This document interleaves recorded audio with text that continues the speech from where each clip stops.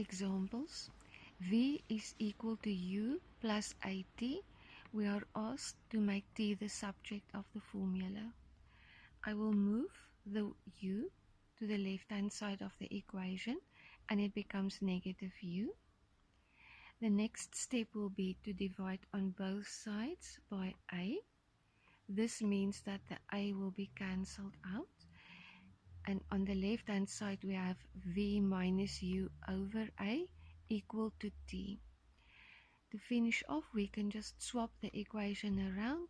Therefore, T is equal to V minus U over A.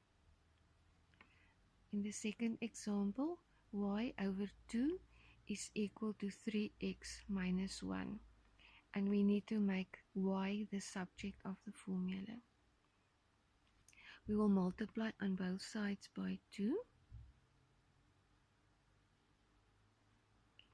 Now the 2 can cancel out and y is equal to, on this side we will just use the distributive law and say 6x minus 2. Example 3. E is equal to 1 over 2 mv squared and we are asked to make v the subject of the formula.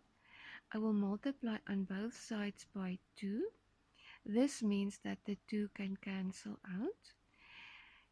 On the left-hand side, we now have 2e is equal to mv squared. I will divide on both sides by m. The m will cancel out. So 2e over m is equal to v squared. I can now swap the two sides of the equation around. V squared is equal to 2e over m. The inverse operation of a square is a square root.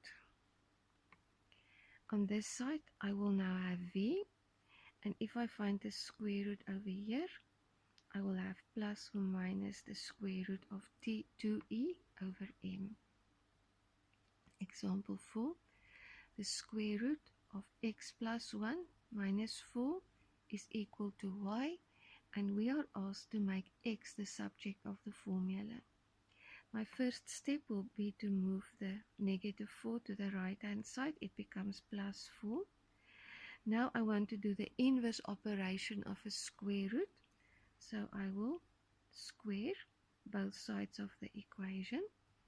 This side becomes x plus 1. And on this side I have a bracket squared.